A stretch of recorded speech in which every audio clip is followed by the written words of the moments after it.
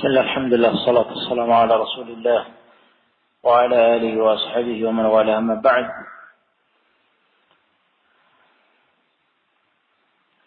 فإذا بلغنا جلهن فأمسكوهن بمعروف أو فارقوهن بمعروف. Telah dijelaskan makna ayat ini adalah apabila mendekati akhir masa iddah mereka, fa'amsikuhunna bima'ruf, maka pertahankanlah dengan cara yang ma'ruf, dengan cara yang baik, yaitu melalui rujuk, melalui dirujuk, atau ini tanpa akad karena di masa iddah, atau fariquhunna bima'ruf, atau pisahkanlah mereka dengan cara yang ma'ruf, dengan cara yang baik.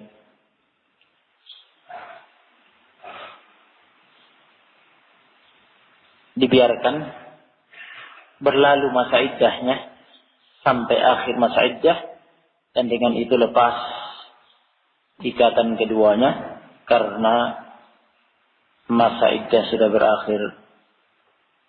Keduanya sudah terpisah, dengan itu bukan lagi suami istri, dan dengan itu pula dia tentunya harus keluar dari rumah karena tidak ada lagi nafkah, tidak ada lagi ikatan. Semuanya dengan cara yang baik. Ketika dipertahankan dengan cara yang baik dan cara yang ma'ruf, bukan dalam rangka untuk habs,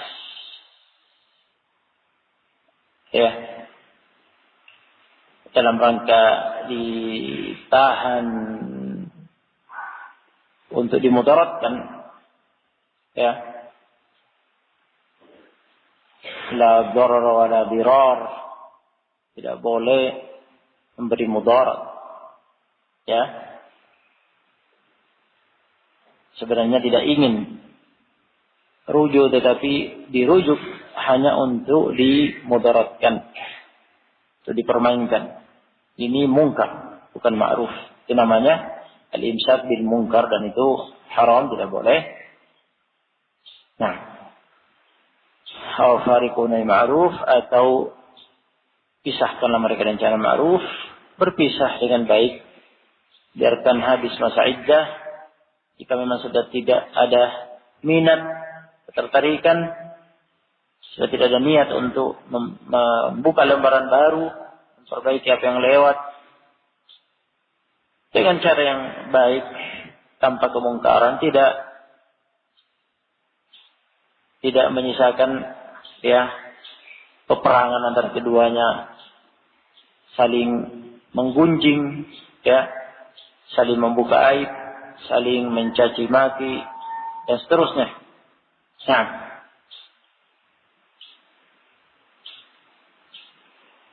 washidu dawai adil minkum, dan hendaknya kalian mempersaksikan dua pria adil. Dan diterangkan maknanya, pria adil yakni tidak punya kezaliman, bebas, selamat dari sebab-sebab kefasikan.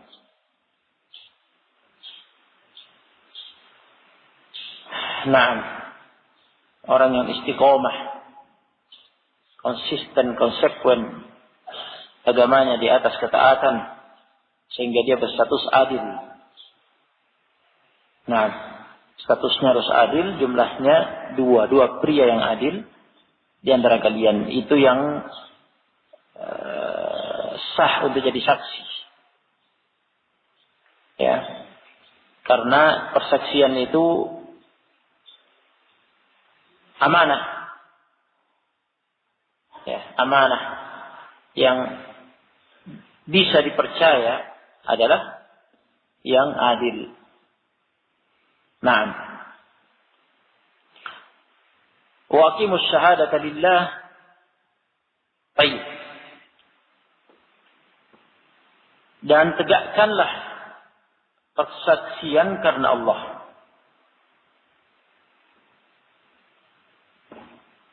Tegakkanlah persaksian karena Allah yakni ikhlas karena Allah, ikhlas karena Allah, hanya mengharapkan wajah Allah, berjumpa dengan Allah di akhirat dalam jannah, melihat wajahnya. Itu ikhlas. Itu yang diniatkan, tegakkan syahadat karena Allah, bukan karena tendensi duniawi. Niat-niat, kepentingan-kepentingan, tujuan-tujuan duniawi. Kata As-Sa'di rahimahullah, ayu'tu biha ala wajhiha. Yani, hendaknya kalian, wahai para saksi, wa aqimu asy-syahadata billah, perintah ini tertuju kepada siapa? Kepada para saksi. Ya. Wa aqimu asy-syahadata lillah wa aqimu ayyuhasy syuhada'u. Hendaknya kalian wahai para saksi yang diminta jadi saksi, hendaknya menegakkan persaksian karena Allah. Ya. Serius, jujur. Benar-benar bersaksi dengan benar karena Allah dengan ikhlas. Ayu'tu biha ala wajhiha. Hendaknya kalian mendatangkan persaksian itu sebagaimana mestinya, ala wajhiha. Min ghairi ziyadatin wala naqsin, tanpa menambah dan tanpa mengurangi. Waqsidu bi iqamatiha wajhallahi wahdah. Hendaknya kalian maksudkan dengan menegakkan persaksian itu yang kalian inginkan hanya wajah Allah. Wajah Allah saja. Apa maksudnya? Bahasa, kalimat hanya mengharapkan wajah Allah. Apa maksudnya? Hanya mengharapkan wajah Allah. Mengharapkan wajah Allah artinya ikhlas, mengharapkan balasan surga dari Allah, sehingga dalam surga nanti di akhirat dia bisa melihat wajah Allah. Karena itu adalah tambahan nikmat bagi ahlul jannah, yang merupakan nikmat yang terbesar, lilladzina ahsanul husna wa ziyadah. Bagi orang-orang yang berbuat ihsan, bagus dalam beramal, al-husna yaitu al-jannah, surga, dan ziyadah tambahan yaitu an-nazar ila wajhillah, melihat wajah Allah. Ya. Waladaina mazid, di sisi kami ada tambahan itu adalah Allah menampakkan diri kepada ahlul jannah sehingga mereka bisa melihat wajah Allah dalam jannah. Naam, itu makna mengharapkan wajah Allah. Saya difahami? Wala tura'u biha qariban liqarabati. Jangan kalian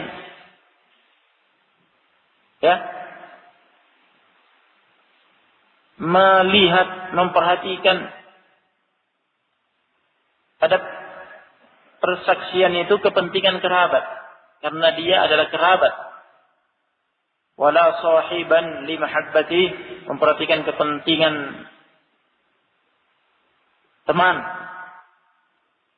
sahabat, dikarenakan kecintaan kepada teman, kawan dan sahabat itu.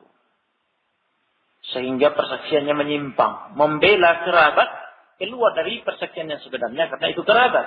Membela kawan, sahabat, keluar dari persaksian yang sebenarnya karena cinta kawan. Tidak boleh. Nah, tidak ada istilah kerabat, tidak ada istilah sahabat, kawan, bersaksi dengan benar hanya mengharap wajah Allah. Wa aqimus syahadata lillah. Dzalikum yu'adu bihi man kana yu'minu billahi wal yawmil akhir. Dzalikum, perkara itu. Dzalik isim isyarat. Isyarat kepada hukum-hukum, menunjuk, isyarat ini menunjuk kepada hukum-hukum syariat Allah Subhanahu wa taala yang telah disebutkan. Seperti kata Sa'di rahimahullah dalam tafsirnya, alladzi dzakarna lakum min al-ahkam wal hudud. Hal itu yang telah kami sebutkan kepada kalian dari hukum-hukum dan aturan-aturan syariat. Nah, dzalik isyarat menunjuk ke situ, menunjuk ke hukum-hukum dan aturan-aturan syariat telah disebutkan sebelumnya. Dan huruf mim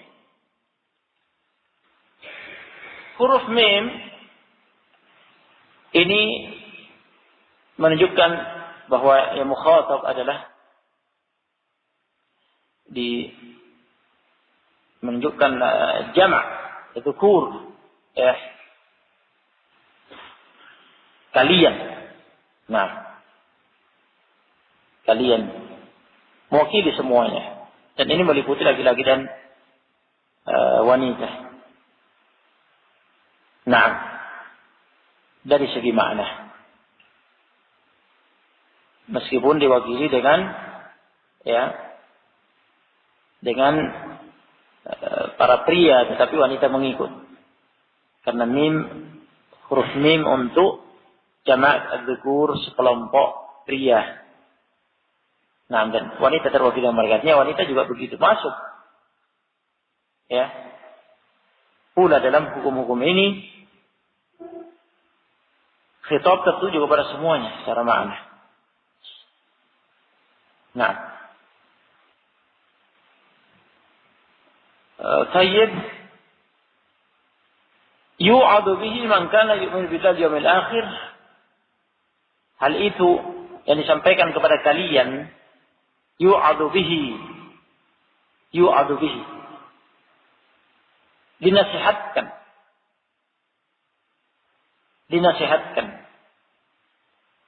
sebagai mau'izah, wejangan, nasihat. Man kana yu'minu billahi wal yawmil akhir, barang siapa beriman kepada Allah dan hari akhir.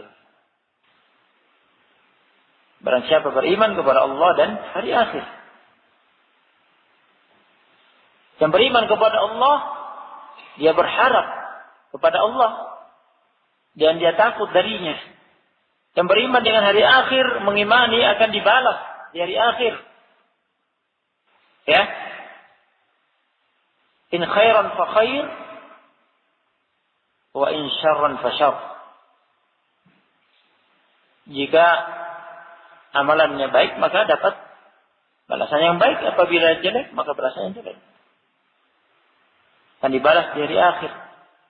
Jadi yang akan mengambil nasihat itu, yang akan bermanfaat padanya nasihat itu, wajangan itu, hanya orang yang beriman kepada Allah dan hari akhir. Karena yang beriman kepada Allah, dia berharap kepadanya dan takut darinya, berharap balasan darinya, pahala darinya, dan takut adabnya, hukumannya, sehingga dia akan taat dan tidak melanggar. Yang beriman hari akhir, dia tahu, yakin, mengimani bahwa dia akan diadili di akhirat nanti, sehingga dia akan berhati-hati, akan melaksanakan syariat Allah, taat, dan dia tidak akan melanggar. Adapun yang tidak beriman kepada Allah dan hari akhir, tidak peduli, tidak ada gunanya nasihat itu. Karena tidak ada yang dia harapkan dan tidak ada yang dia takutkan. Naam.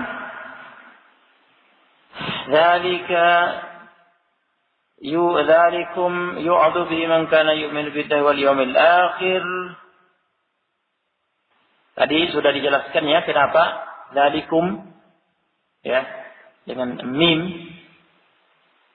yang merupakan huruf yang yadullu ala jam'i dzukur, huruf yang menunjukkan sekelompok pria yang mukhatabun. Naam, mengikuti awal ayat.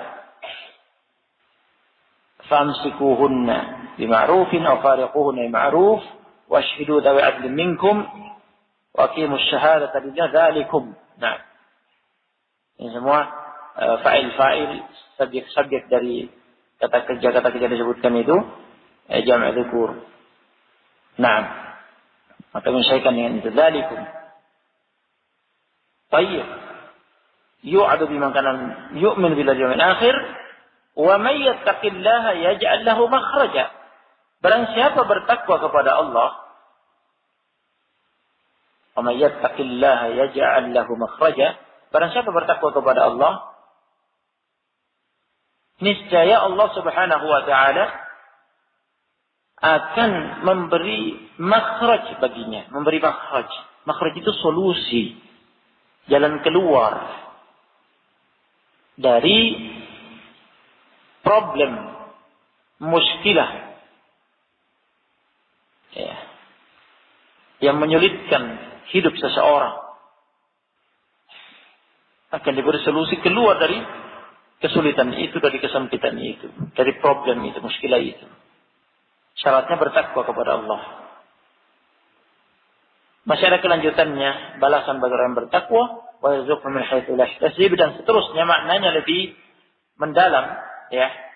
Akan kita bahas pada pertemuan berikutnya. Namun sekarang kita akan fokus untuk membahas hukum pada firman Allah Subhanahu wa taala, wa ashhidu dzawai adlin minkum wa aqimus syahadata lillah. Sudah, wa ashhidu dzawai adlin minkum. Terkait ini. Wa ashhidu dzawai adlin minkum. Hendaknya kalian yang mempersaksikan kepada dua saksi yang adil, dua saksi pria yang adil di antara kalian. Masalah makna adil sudah diterangkan berulang kali. Namun yang akan kita bahas, perintah persaksian ini tertuju kemana? Apakah khusus perintah persaksian saat istri dirujuk? Hendaknya suami ketika merujuk istrinya di masa iddah mempersaksikan rujuknya kepada dua pria yang adil. Apakah hanya itu? Hanya tertuju untuk itu? Atau juga meliputi perintah persaksian ini juga meliputi saat menjatuhkan talak. Hendaknya seseorang yang menjatuhkan talak kepada istrinya mempersaksikan talak yang jatuh itu kepada dua saksi pria yang adil. Terdapat perbedaan tafsir di kalangan ahli tafsir dalam menafsirkan ayat ini antara pendapat yang pertama dan yang kedua. Jadi ada yang menafsirkan bahwa perintah Allah Subhanahu wa taala tersebut meliputi talak dan rujuk. Ya. Tertuju kepada talak dan rujuk. Talak yang disinggung pada ayat yang pertama, kemudian dilanjutkan dengan rujuk pada ayat yang kedua, dan ini kelanjutan ayat. Ya, fa'amsikuhunna bima'ruf, ini perintah rujuk. Fa'idza balagna jalahunna fa'amsikuhunna bima'rufin aw fariquhunna bima'ruf. Kemudian disusul ini kelanjutannya, washhidu dzawi adlin minkum. Jadi dua perkara sebelumnya,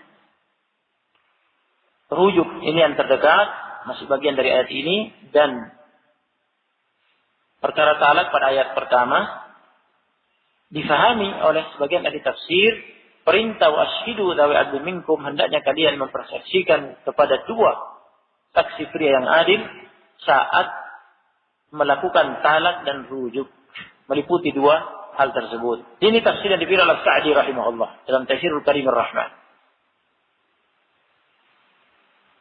Adapun Ibnu Jarir At-Tabari, Ibnu Katsir dan Asy-Syaukani. Ibnu Jarir At-Tabari, Abu Ja'far, ya, dalam tafsirnya Jami'ul Bayan fi Ta'wil Quran, Ibnu Katsir dalam tafsirnya, dan juga Syaukani dalam Fathul Qadir tafsirnya, ya. Ketiganya memilih pendapat bahwa perintah ini hanya tertuju pada rujuk saja. Jadi washiru dawi adlin minkum maknanya hendaknya kalian mempersaksikan rujuk yang kalian lakukan kepada dua saksi pria yang adil. Hanya terkait dengan rujuk. Ala kulli hal. Menurut tafsir yang dipilih Sa'di, berarti pada ayat ini terdapat dalil diperintahkannya mempersaksikan talak. Ya, mempersaksikan talak kepada dua saksi pria yang adil. Artinya pada ayat ini terdapat dalil untuk itu. Menurut tafsir dipilih Sa'di. Adapun yang dipilih oleh Ibnu Jarir At-Tabari, Ibnu Katsir dan Syaukani tidak ada dalil di sini untuk persaksian pada talak. Tetapi toh ada hadis, ya, Imran bin Husain. Ada hadis Imran bin Husain radhiyallahu anhu yang telah dikeluarkan oleh Abu Dawud dan Ibnu Majah. Hadis Imran bin Husain yang telah dikeluarkan oleh Abu Dawud dan Ibnu Majah. Disahihkan sanadnya oleh Ibnu Hajar dan Al-Albani. Anna Imran bin Husain su'ila 'anil rajul. Dia ditanya, Imran bin Husain ditanya tentang seorang pria yutalliqu imra'atah. Mentalak istrinya. Tsumma yaqa'u biha. Kemudian dia merujuk kembali istrinya. Walam yushhid ala talaqiha. Sementara dia tidak mempersaksikan atas talak yang dia jatuhkan, wala ala raj'atiha, dan tidak pula mempersaksikan atas rujuk yang dia lakukan. Talak, rujuk. Dia talak kemudian rujuk, dua-duanya terjadi begitu saja tanpa ada saksi yang dia angkat atas talak dan rujuknya. Maka Imran bin Husain ditanya masalah itu. Maka Imran bin Husain menjawab, ya, talaqta li ghairi sunnah wa raja'ta li ghairi sunnah. Talaqta li ghairi sunnatin wa raja'ta li ghairi sunnatin. Talaqta li ghairi sunnah, engkau telah mentalak tidak sesuai dengan sunnah Rasul. Wa raja'ta li ghairi sunnah, dan engkau telah merujuk istrimu tidak sesuai dengan sunnah Rasul alaihi salatu wassalam. Sampai di sini batas hadis yang marfu yang dinisbatkan oleh Imran bin Husain kepada Nabi sallallahu alaihi wasallam, karena beliau nisbatkan sebagai sunnah Rasul. Berarti mentalak dengan persaksian itu adalah sunnah Rasul, merujuk dengan persaksian merupakan sunnah Rasul. Sunnah Rasul bisa jadi wajib, bisa jadi mustahab. Nanti akan dibahas. Kemudian kata Imran bin Husain, kelanjutannya, ashhid ala talaqiha wa ala raj'atiha wa la ta'ud.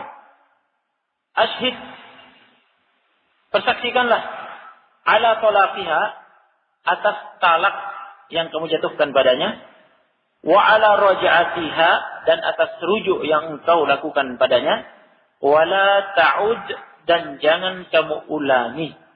Jangan kamu ulangi mentalak tanpa persaksian, merujuk tanpa persaksian. Ini perintah. Tetapi perintah ini dari Imran bin Husain sendiri untuk mengamalkan sunnah tadi. Dan di sini menunjukkan bahwa persaksian itu bisa disusulkan. Ini talaknya sudah lewat, bahkan sudah dirujuk. Tetapi Imran bin Husain mengatakan persaksikan atas talaknya. Ini sudah dirujuk ya. Sudah talak, bahkan sudah dirujuk. Tapi tetap disuruh oleh Imran bin Husain untuk mempersaksikan bahwa dia sudah ditalak. Dan juga disuruh untuk mempersaksikan bahwa dia sudah dirujuk. Artinya persaksian itu bisa disusulkan. Tidak harus saat terjadi. Jadi tidak dipersyaratkan mengangkat saksi saat terjadi. Ya, bukan berarti harus ketika mau mentalak sebentar. Saya cari saksi dulu. Keliling-keliling cari saksi. Baru dibawa ke situ, saksikan, tidak ada harus begitu, repot. Nah, ya, keliling-keliling nggak dapat saksi, nggak jadi ditalak nih. Nah, artinya bisa saja dia talak saja, setelah itu dia persaksikan. Nah, jika memungkinkan langsung dipersaksikan saat itu, jika ada ya bagus. Jika tidak, disusulkan. Begitu pula ketika rujuk. Bagus jika bisa langsung dipersaksikan saat dirujuk, bisa juga disusulkan. Nah, di sini yang diperintahkan oleh Imam Husain ini susulan persaksian talak dan rujuk. Dua-duanya sudah terjadi dan dia merintahkan agar disusulkan. Baik. Jadi jika memang ayat hanya washhidu dzawi adlin minkum hanya tertuju perintah persaksian untuk rujuk, tidak bisa jadi dalil perintah persaksian saat talak, maka hadis Imran Husain mewakili. Namun jika memang benar seperti yang difahami Sa'di bahwa perintah Allah Subhanahu wa taala washhidu dzawi adlin minkum tertuju untuk talak dan rujuk, maka dalilnya dua, ayat dan hadis ini. Apakah perintah persaksian tersebut untuk mempersaksikan talak hukumnya wajib atau mustahab? Ada khilaf di antara ulama. Ada yang berpendapat wajib dan ada yang berpendapat mustahab. Jumhur ulama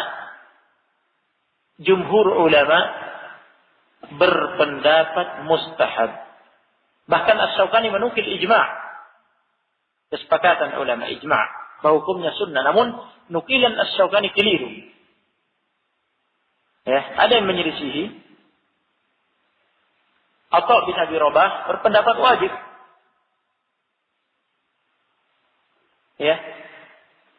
Persaksian pada pernikahan, pada talak dan rujuk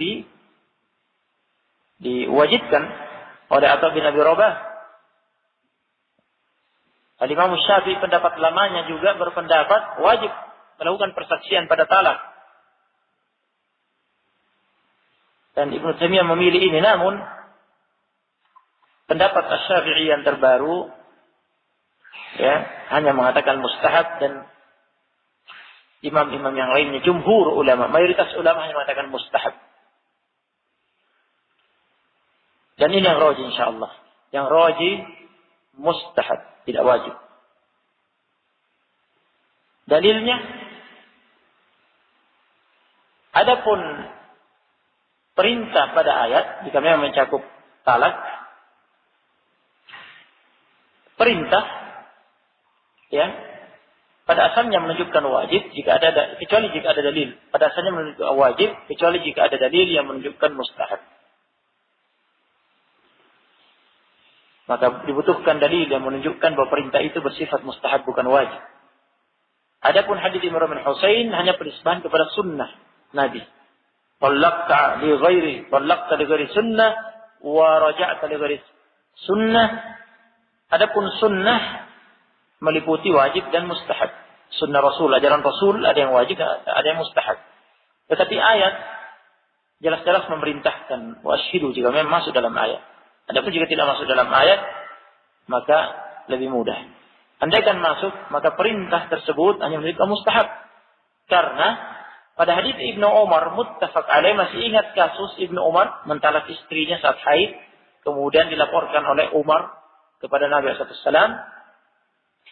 Nabi SAW tidak mengecek kepada Ibnu Umar apakah dia telah melakukan persaksian, mengangkat persaksian atas talaknya. Ya.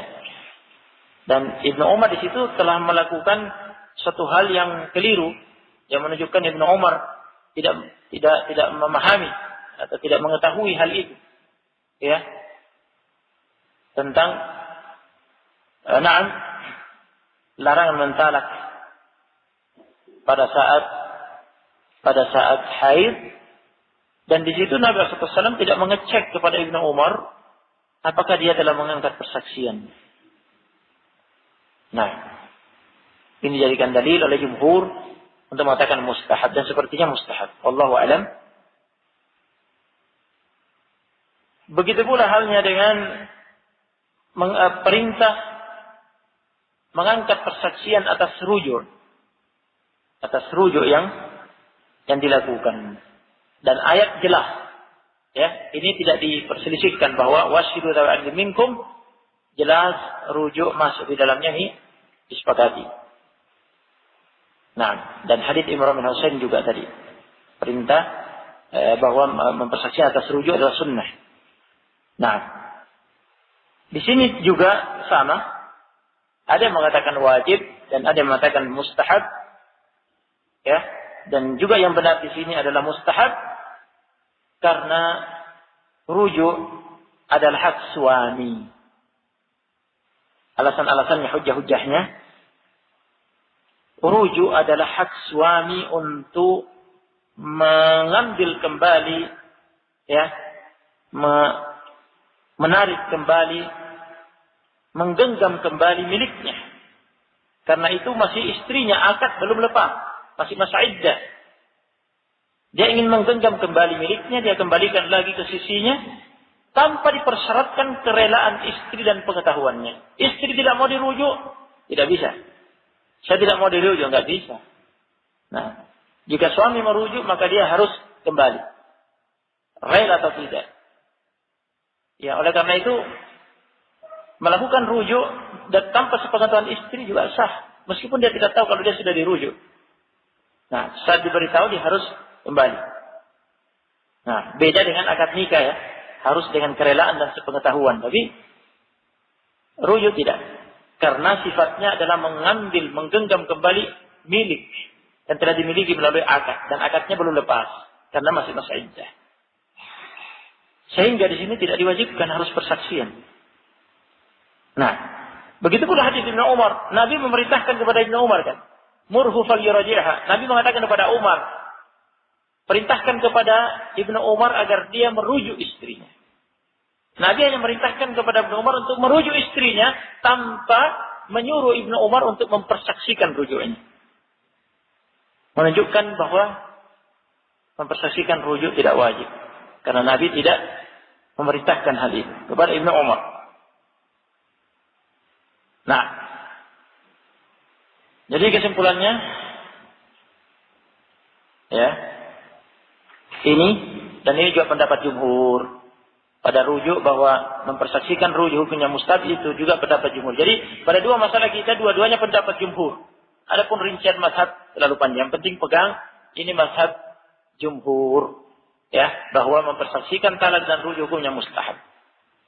Nah, dan di sana ada sebagian kecil yang mewajibkan, yang rajih mustahab. Dan yang kedua, persaksian bisa disusulkan. Tidak harus saat menjatuhkan talak dan tidak harus saat menjatuhkan rujuk, tetapi bisa menyusul setelahnya, sebagaimana yang dicontohkan oleh Imran bin Husain.